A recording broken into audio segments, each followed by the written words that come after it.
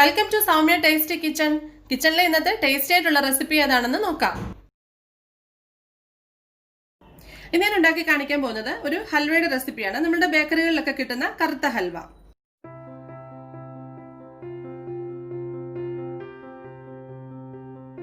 അതിനു വേണ്ടുന്ന സാധനങ്ങൾ എന്തൊക്കെയാണെന്നും അതെങ്ങനെയാണ് ഉണ്ടാക്കുന്നതെന്നും നോക്കാം. അതിനു വേണ്ടിയിട്ട് ഞാൻ ഈ ഒരു ഗ്ലാസ് അളവിന് ഓൾ പർപ്പസ് ഫ്ലോർ എടുത്തിട്ടുണ്ട്. പിന്നെ ഈ സെയിം ഗ്ലാസിന്റെ അളവിന് തന്നെ അരിപ്പൊടി എടുത്തിട്ടുണ്ട്. ഇത് അപ്പത്തിന്റെ പൊടിയാണ് എടുത്തേക്കുന്നത്. ഒട്ടും തരിയില്ലാത്ത സൈസ് പൊടിയാണ് എടുത്തേക്കുന്നത്. ഇത് രണ്ടും കൂടെ ഒരു 250 ഗ്രാം കാണും. പിന്നെ ഇതിലേക്ക് ഞാൻ ശർക്കര എടുത്തിട്ടുണ്ട്. 500 ഗ്രാം ശർക്കരയാണ് എടുത്തേക്കുന്നത്. നമ്മൾ എപ്പോഴും ഈ കറുത്ത ഹൽവ ഉണ്ടാക്കുന്ന സമയത്ത് നല്ല കറുത്ത ശർക്കര എടുക്കാനായിട്ട് ശ്രദ്ധിക്കണം. എന്നാൽ മാത്രമേ അതിന് നല്ല കറുത്ത കളർ കിട്ടത്തുള്ളൂ. പിന്നെ ഇതിലേക്ക് കുറച്ച് കാഷ്നട്ടും ബദാമും എടുത്തിട്ടുണ്ട്. അതും ചെറുതായിട്ടൊന്ന് നുറുക്കി എടുത്തേക്കുന്നതാണ്. പിന്നെ ആവശ്യത്തിനുള്ള നെയ്യ് എടുത്തിട്ടുണ്ട്. ഇത് നെയ്യുടെ ഒരു അളവ് പറയാനായിട്ടില്ല, നമ്മളുടെ ആവശ്യത്തിനനുസരിച്ചിട്ട് ഒഴിച്ചു കൊടുക്കാം. ഇനി ഇതെങ്ങനെയാണ് തയ്യാറാക്കി എടുക്കുന്നതെന്ന് നോക്കാം. ഈ ഹൽവ റെഡിയാക്കാൻ വേണ്ടിയിട്ടുള്ള ഒരു ബാറ്റർ റെഡിയാക്കി എടുക്കണം. അതിന് വേണ്ടിയിട്ട് ഞാൻ ഇതിലേക്ക് ഓൾ പർപ്പസ് ഫ്ലോറും അരിപ്പൊടിയും ഒന്നിച്ചാണ് ഇട്ട് കൊടുക്കുന്നത്. ശേഷം അതിലേക്ക് ആവശ്യത്തിന് വെള്ളം ഒഴിച്ച് നന്നായിട്ട് ഇതൊന്ന് കലക്കിയെടുക്കണം. ഇതിനകത്ത് കട്ടകളൊന്നും ഉണ്ടാവാൻ പാടില്ല. നമ്മളുടെ ഒരു ദോശമാവിന്റെ ആ ഒരു കൺസിസ്റ്റൻസിയിൽ ഇതൊന്ന് കലക്കിയെടുക്കണം. ഇതിലേക്കൊരു പിഞ്ച് ഉപ്പൂടെ ചേർത്ത് കൊടുക്കുന്നുണ്ട്. ഇപ്പൊ ഞാൻ നന്നായിട്ട് കലക്കി എടുത്തിട്ടുണ്ട്. ഒട്ടും കട്ടകളില്ലാതാണ് കലക്കി എടുത്തേക്കുന്നത്. ദോശമാവിനേക്കാളും കുറച്ചുകൂടി ഒരു ലൂസായിട്ടാണ് കലക്കി എടുത്തേക്കുന്നത്. കാരണം നമ്മൾ ഈ ഒരു ലൂസിൽ തന്നെ എടുക്കണം. അല്ലെന്നുണ്ടെങ്കിൽ നമ്മൾ അടുപ്പത്ത് വെക്കുമ്പോഴത്തേക്ക് തന്നെ ചൂട് കയറുമ്പോഴത്തേക്ക് പെട്ടെന്ന് ഇതങ്ങ് തിക്കാവും. അപ്പൊ ആ സമയത്ത് നമുക്ക് നന്നായിട്ട് ഇളക്കി ആ ഒരു ഹൽവയുടെ ആ ഒരു ഇതിലാക്കി എടുക്കാനായിട്ട് നമുക്ക് ഭയങ്കര ബുദ്ധിമുട്ടായിരിക്കും. ആ ഒരു നല്ല ടെക്സ്ചർ കിട്ടത്തില്ല ഹൽവയ്ക്ക്. അതുകൊണ്ടാണ് ഇത്രയും ലൂസാക്കി എടുക്കുന്നത്.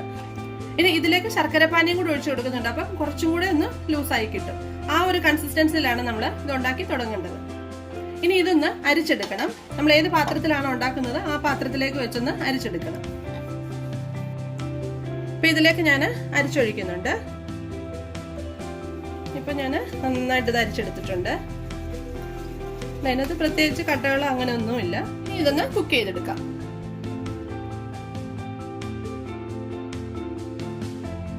ഹൽവ ഉണ്ടാക്കുന്നതിന് മുമ്പ് ഫസ്റ്റില് തന്നെ നമ്മൾ ഇതുപോലൊരു ഹൽവ സെറ്റ് ചെയ്യാനുള്ള ഒരു പാത്രം എടുത്തിട്ട് അതിലൊക്കെ നെയ്യ് ഒന്ന് ഗ്രീസ് ചെയ്ത് വെക്കണം. ഫസ്റ്റില് തന്നെ അത് ചെയ്ത് വെക്കണം. എന്നാൽ മാത്രമേ നമുക്ക് ഹൽവയൊക്കെ മേക്ക് ചെയ്ത് കഴിയുമ്പോഴത്തേക്ക് ആ ചൂടോട് തന്നെ ഇതിലേക്ക് ഒഴിക്കാൻ പറ്റത്തുള്ളൂ. എന്നാൽ മാത്രമേ നന്നായിട്ട് സെറ്റ് ആയിട്ട് കിട്ടത്തുള്ളൂ. എല്ലാ ഭാഗത്തും ഒന്ന് ഗ്രീസ് ചെയ്ത് കൊടുത്തിട്ടുണ്ട്. പിന്നെ ഇതിലേക്ക് കുറച്ച് നട്ട്സ് കൂടി ഇങ്ങനെ ഒന്ന് അതൊന്ന് ആ ഹൽവയുടെ മേളിലൊന്ന് ഡെക്കറേഷൻ പോലെ വരാൻ വേണ്ടിയിട്ടാണ് അങ്ങനെ ഇട്ട് കൊടുക്കുന്നത്. ഇപ്പൊ ഈ ശർക്കര ഉരുക്കാനായിട്ട് വെച്ചിട്ടുണ്ടായിരുന്നു. ഇപ്പൊ അതെല്ലാം നന്നായിട്ട് ശർക്കരയുടെ വലിയ കഷ്ണങ്ങളെല്ലാം മാറി ഇപ്പൊ നല്ല വെള്ളം പോലെ ആയിട്ടുണ്ട്. ഇനി ഇതൊന്ന് അരിച്ച് നമ്മൾ എടുത്തു വെച്ചിരിക്കുന്ന ബാറ്ററിലേക്ക് ഒഴിച്ചു കൊടുക്കണം. ഹൽവയുടെ ബാറ്റർ ഞാൻ അടുപ്പത്ത് വെച്ചിട്ടുണ്ട്. ഇനി ഇതിലേക്ക് ഉരുക്കി വെച്ചിരിക്കുന്ന ശർക്കരയോടെ ചേർത്ത് കൊടുക്കാം. അതും ഇതുപോലൊരു അരിപ്പയിൽ വെച്ച് ഒഴിച്ചൊന്ന് കൊടുക്കണം. ഇനി നന്നായിട്ട് ഇളക്കി കൊടുക്കണം. ആദ്യം ഒരു തിള വരുന്നത് വരെ ഒന്ന് ഹൈ ഫ്ലെയിമിലിട്ട് വേണം ഒന്ന് തിളപ്പിച്ചെടുക്കാനായിട്ട്. നന്നായിട്ടൊന്ന് തിളച്ച് കഴിയുമ്പോഴത്തേക്ക് ഒരു മീഡിയം ഫ്ലെയിമിലിട്ട് വേണം കുക്ക് ചെയ്തെടുക്കാനായിട്ട്. അല്ലെങ്കിൽ പെട്ടെന്ന് അങ്ങത് കട്ടിയായി പോവും. നമുക്ക് ആ ഹലുവയുടെ നല്ലൊരു ടെക്സ്ചർ കിട്ടത്തില്ല. ഇപ്പൊ ഇത് നന്നായിട്ടൊന്ന് കുറുകി വന്നിട്ടുണ്ട്. ഇനി ഒരു മീഡിയം ഫ്ലെയിമിലിട്ട് വേണം ഇതൊന്ന് കുക്ക് ചെയ്തെടുക്കാനായിട്ട്. ഇത്രയും ആദ്യത്തെ കുറുകലാകുമ്പോൾ തന്നെ അതിലേക്ക് 1 ടീസ്പൂൺ നെയ്യ് ചേർത്ത് കൊടുക്കണം.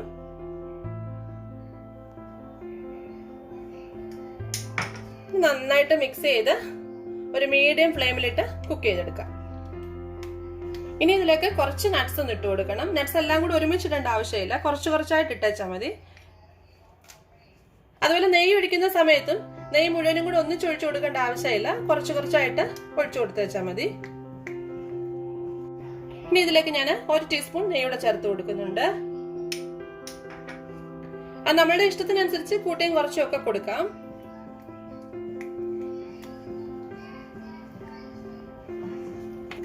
നല്ല ക്ഷമയുണ്ടെങ്കിൽ മാത്രമേ നമുക്ക് ഈ ഹൽവയൊക്കെ ഉണ്ടാക്കിയെടുക്കാൻ പറ്റത്തുള്ളൂ. കുറഞ്ഞതൊരു 2 മണിക്കൂറെങ്കിലും നമ്മൾ ഈ ഹൽവയ്ക്ക് വേണ്ടിയിട്ട് സമയം മാറ്റി വെക്കണം. ഇതുപോലെ നമ്മൾ കൈവിടാതെ അത് ഇളക്കിക്കൊണ്ടിരിക്കണം. അല്ലെങ്കിൽ പെട്ടെന്നാണ് അടിക്ക് പിടിക്കുന്നത്. ഇതിലേക്ക് ഞാൻ കുറച്ച് നട്ട്സ് കൂടെ ചേർത്ത് കൊടുക്കുന്നുണ്ട്. നമ്മളുടെ ഇഷ്ടത്തിനനുസരിച്ചിട്ടുള്ള നട്ട്സുകളും ചേർത്ത് കൊടുക്കാം. റൈസിൻസ് വേണമെങ്കിൽ ഇഷ്ടമാണെങ്കിൽ ചേർത്ത് കൊടുക്കാം. അതുപോലെ തേങ്ങാക്കൊത്ത് വേണമെങ്കിൽ അതും ചേർത്ത് കൊടുക്കാം. അത് നെയ്ക്കകത്തൊന്ന് മൂപ്പിച്ചെടുത്തതിന് ശേഷം ചേർത്ത് കൊടുക്കാം. ഇനി ഇതിലേക്ക് 1 ടീസ്പൂൺ നെയ്യൂടെ ചേർത്ത് കൊടുക്കുന്നുണ്ട്. ഇപ്പൊ ഞാൻ മുഴുവൻ 4 ടീസ്പൂൺ നെയ്യ് ചേർത്ത് കൊടുത്തിട്ടുണ്ട്. നന്നായിട്ട് മിക്സ് ചെയ്യുക. ശേഷം ഇതിനകത്തേക്ക് കുറച്ചുകൂടെ നട്ട്സ് ചേർത്ത് കൊടുക്കാം.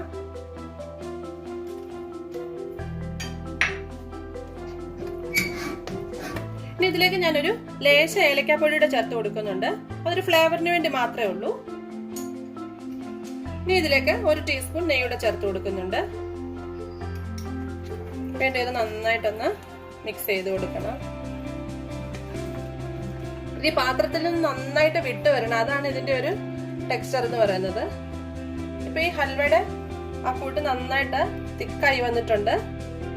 ഇപ്പൊ ഇതിലേക്ക് മുഴുവൻ ഞാനൊരു 5 ടീസ്പൂൺ നെയ്യാണ് ചേർത്ത് കൊടുത്തേക്കുന്നത്. ഇനി ഇതിനകത്തുനിന്ന് ആ നെയ്യെല്ലാം ഒന്ന് വിട്ട് വരുന്നതാണ് ഇതിന്റെ ഒരു ടെക്സ്ചർ എന്ന് പറയുന്നത്. ഇപ്പൊ ഈ ഹൽവ ഏകദേശം ഒന്നായിട്ടുണ്ട്.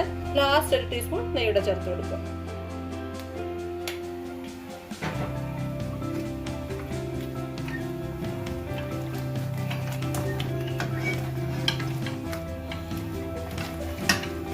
നന്നായിട്ട് ഇതുപോലെ ഒന്ന് അടി ചേർത്തൊന്ന് ഇളക്കി എടുക്കണേ. ഇതിലേക്ക് നട്ട്സ് ഒന്നും ഇടേണ്ട ആവശ്യമൊന്നുമില്ല. ഓൾറെഡി നമ്മൾ ഇട്ടേക്കുന്ന നട്ട്സ് ഒക്കെ ഇതിനകത്ത് നന്നായിട്ട് പിടിച്ചിട്ടുണ്ട്. ഇനി ഒരു 5 മിനിറ്റ് കൂടി ഇതൊന്ന് നന്നായിട്ടൊന്ന് ഇളക്കിയതിന് ശേഷം ആ എടുത്തു വെച്ചിരിക്കുന്ന പാത്രത്തിലേക്ക് ഒഴിച്ചു കൊടുക്കാം. ഇപ്പൊ ഈ ഹൽവ നന്നായിട്ട് റെഡിയായി വന്നിട്ടുണ്ട്. ഇനി ഇത് ആ നെയ്യ് ഗ്രീസ് ചെയ്ത പാത്രത്തിലേക്ക് ഒഴിച്ചു വെച്ച് കൊടുക്കാം. ഒന്ന് ഇട്ട് കൊടുക്കുന്നുണ്ട്. എന്നിട്ട് ഇതൊന്ന് ലെവലാക്കി കൊടുക്കണം ചൂടോടെ കൂടി തന്നെ. ഈ പാത്രത്തിലേക്ക് ഇട്ടതിന് ശേഷം ഇതുപോലെ നന്നായിട്ടൊന്ന് പ്രസ് ചെയ്ത് വെച്ച് കൊടുക്കണം. എന്നാൽ മാത്രമേ അത് നന്നായിട്ട് സെറ്റ് ആയിട്ട് കിട്ടത്തുള്ളൂ. നന്നായിട്ട് തണുക്കുമ്പോഴത്തേക്ക് ഇതിന്റെ കളർ ഒന്നും കൂടി ഒന്ന് ഡാർക്ക് ആയിട്ട് കിട്ടും. നന്നായിട്ട് തണുത്തതിന് ശേഷം മാത്രമേ ഇത് മുറിക്കുകയൊക്കെ ചെയ്യത്തുള്ളൂ. ഇനി ഇതൊന്ന് തണുക്കാനായിട്ട് വെക്കാം. ഇപ്പൊ ഈ ഹൽവ നന്നായിട്ട് തണുത്തിട്ടുണ്ട്. ഞാൻ 2-3 മണിക്കൂർ തണുക്കാൻ വേണ്ടി വെച്ചിട്ടുണ്ടായിരുന്നു. ഇനി ഇത് വേറൊരു പാത്രത്തിലേക്ക് മാറ്റിയെടുക്കാം.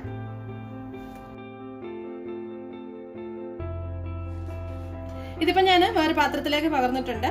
അപ്പൊ താഴെ കാഷ്നട്ടും ബദാമും ഒക്കെ ഇട്ടേക്കുന്നതുകൊണ്ടാണ് അതിന്റെ മേൽഭാഗത്ത് ഇങ്ങനെ ഇതുപോലെ ഇരിക്കുന്നത്. അപ്പൊ നമ്മൾ എടുക്കുന്ന സമയത്ത് ഇതുപോലെ ചെയ്യുവാണെങ്കിൽ കാണാനും നല്ല ഭംഗിയായിരിക്കും ഇത്. ഇനി ഇതൊന്ന് കട്ട് ചെയ്ത് കാണിക്കാം.